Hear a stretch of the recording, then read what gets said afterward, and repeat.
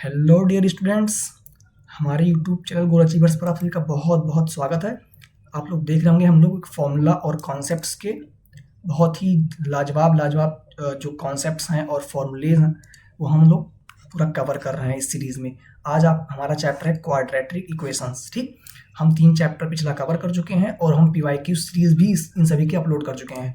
तो आपको अगर क्वेश्चंस करने हैं और इनके जितने फॉर्मूले हैं और कॉन्सेप्ट्स हैं इनका एप्लीकेशन देखना है तो सीरीज जाके आप लोग देख लीजिएगा। बाकी आपको कहीं दिक्कत है तो आप नीचे कमेंट कर दीजिएगा, सारा आपका सोल्यूशन मिलेगा। तो चलते हैं क्वाड्रेटिक इक्वेशन के पहले कॉन्सेप्ट पे।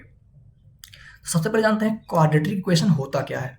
तो देखो, जैसे हमने पॉलिनोमियल पढ़ा था ना कि ax² + bx + c होता है ना, degree 2 maximum power of variable, called a quadratic polynomial. अगर हम इसी पॉलिनोमियल को इक्वल टू 0 लिख दें, अगर इक्वल टू 0 लिख दें तो इसको हम बोल देते हैं क्वाड्रेटिक इक्वेशन। तो पॉलिनोमियल और क्वाड्रेटिक इक्वेशन में क्या डिफरेंस है कि अगर हम पॉलिनोमियल को इक्वल टू 0 लिख दें तो हो जाता है क्वाड्रेटिक इक्वेशन। हो गया, ठीक।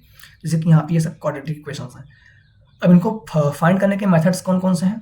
फैक्टराइजेशन मेथड है, मेथड ऑफ कंप्लीटिंग स्क्वायर है और क्वाड्रेटिक फार्मूला है। तो मेथड ऑफ कंप्लीटिंग स्क्वायर आपके सिलेबस में नहीं है, ठीक। फैक्टराइजेशन मेथड, क्वाड्रेटिक फार्मूले पे भी बेस्ड क्वेश्चन नहीं आते हैं, आपके सिलेबस में नहीं है, लेकिन फिर भी आप लोग जान जाना इसके बारे में क्योंकि ये आपको हेल्प करेगा, मदद करेगा नेचर ऑफ रूट्स निकालने में।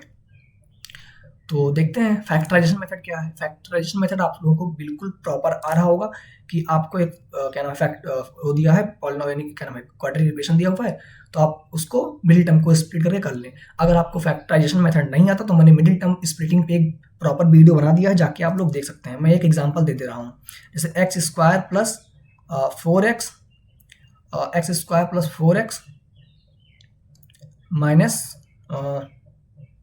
45 = 0 ऐसा कुछ लिखा हुआ है। तो इसको अगर हमको सॉल्व करना है तो मल्टीप्लाई करने पे 45 आया, x² + 9x - 5x, 9 5 जा 45, 9 - 5 = 4 आता है। फैक्टराइज करने का मेथड, x कॉमन लो, x + 9 हो जाएगा, -5 कॉमन लो, x + 9 हो जाएगा। तो यहाँ से x + 9 कॉमन लेंगे तो x - 5 इधर हो जाएगा। अब यहाँ से हम निकाल सकते हैं x = -9 और x = 5। ये हमारा मेथड है फैक्टराइजेशन, सिंपल मेथड। बिल्कुल नहीं आ रहा है तो आप लोग जाके वीडियो देख लेना, उसमें हमने काफ़ी क्वेश्चंस भी किए हैं, 10-12 क्वेश्चन भी किए हैं, ठीक।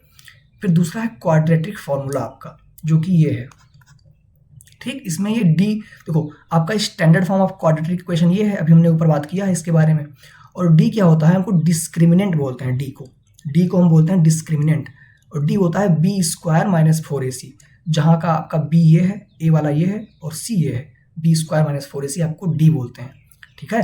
और ये d बहुत कमाल करता है, नेचर ऑफ रूट्स निकालने आपके एग्जाम में बहुत बार आया हुआ है, ठीक।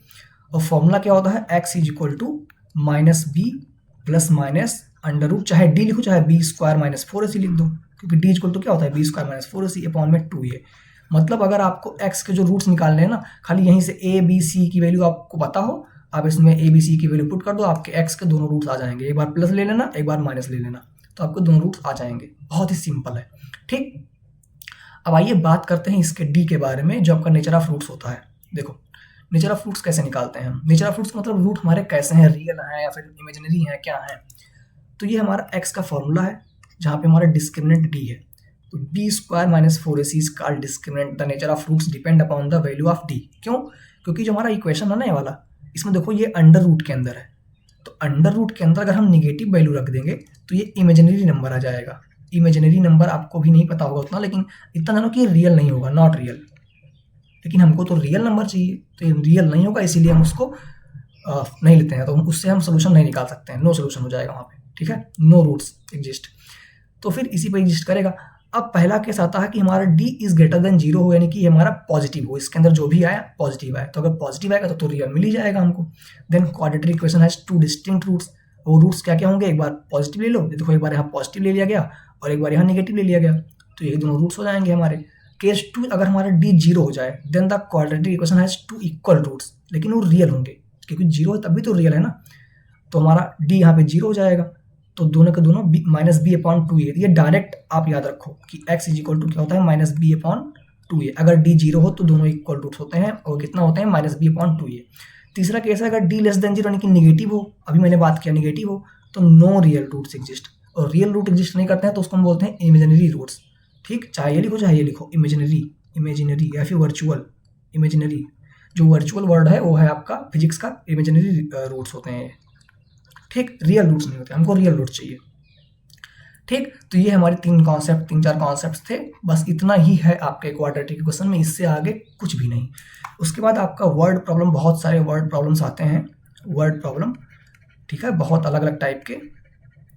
तो उन वर्ड प्रॉब्लम्स से हम कैसे, एक बार अगर हम क्वाड्रेटिक इक्वेशन फॉर्म के कर ले गए, ठीक है, अगर हम फॉर्मेशन ऑफ इक्वेशन पे वर्क कर ले गए अच्छे से, फॉर्मेशन ऑफ इक्वेशन, अगर एक बार इक्वेशन फॉर्म हो गया, उसके बाद तो रूट्स यानी कि एक्स की वैल्यू निकालना बहुत आसान हो जाएगा।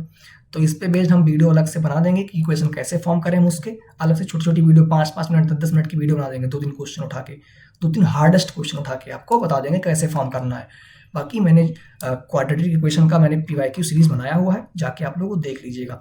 उसमें बहुत सारे लगभग 25 से 30 क्वेश्चन हमने कवर किए हैं, जो कि आपके लिए बहुत इंपॉर्टेंट है आपके एग्जाम के पॉइंट ऑफ व्यू से।